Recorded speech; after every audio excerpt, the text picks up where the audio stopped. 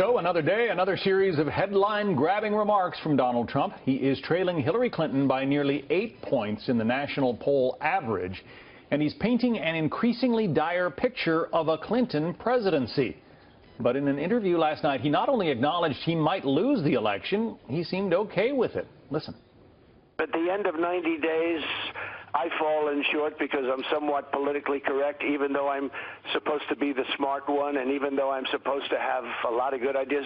It's okay. You know, I go back to a very good way of life. But just keep doing the same thing I'm doing right now, and at the end, it's either going to work or I'm going to, I'm going to have a very, very nice, long vacation.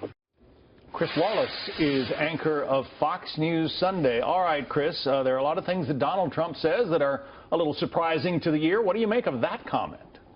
Well, I want to go back to your intro when you said headline grabbing. There are so many things that Donald Trump could be going after Hillary Clinton on now. As you say, this report that the CENTCOM cooked the books on its intel about ISIS, the front page story in the New York Times today that the Russians may not only have hacked into the DNC, but may have also hacked the personal files of some of the top Clinton campaign officials. The latest revelation of emails about this cozy relationship between the Clinton Foundation and Hillary Clinton's State Department. But instead, we're talking about Donald Trump saying that Obama is the founder of ISIS. And as you just pointed out, this comment about, well, I'd be okay. I could go on a nice vacation. Sometimes when your opponent is in trouble, just get out of the way. Yeah, there are probably 16 other former Republican candidates who would love to be where Mr. Trump is right now as the official nominee of the party. And, well, that comment about taking a vacation made it seem like this is a lark for him. Yeah, I agree. And in fact, what he has said in the past is, which I think makes more sense, look, if I don't win, this has all been a waste of time. I mean, if you really believe in making America great again in your program, then the fact that you would lose, obviously he might lose, and he'd be unrealistic not to consider that possibility. You should be more concerned about it, not just, well, I'll go back to my great life and the heck with everybody else.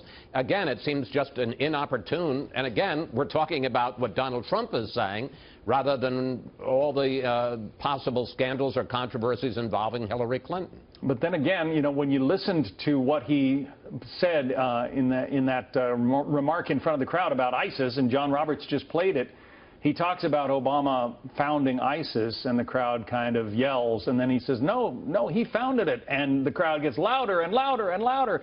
The more he repeated and doubled down on what he was saying, the more support he got from those behind him. Yeah, but look, this is one of the mistakes that politicians always make. They think that because you've got a big crowd or a responsive crowd, therefore you're winning. You need 65 million Americans to vote for you to be elected president. You can have an awful lot of people. You can have tens of millions of people who like you, and you can still lose in a landslide. And you know, look, there are a lot of things you can criticize Obama for when it comes to ISIS. You can say that pulling out of Iraq helped create the conditions that led to the rise of ISIS. He didn't take it seriously enough. But over the last 24 hours to say he's the founder of ISIS and he's the most valuable player in ISIS, it just doesn't pass the credibility test. I know there are a lot of Trump supporters who will say, no, that's exactly right. But, you know, there's a reason that 50 top Republican national security officials over the last 20 or 30 years have just signed a letter saying they can't vote for Trump. And I think this is a case in point as to why they have concerns about it.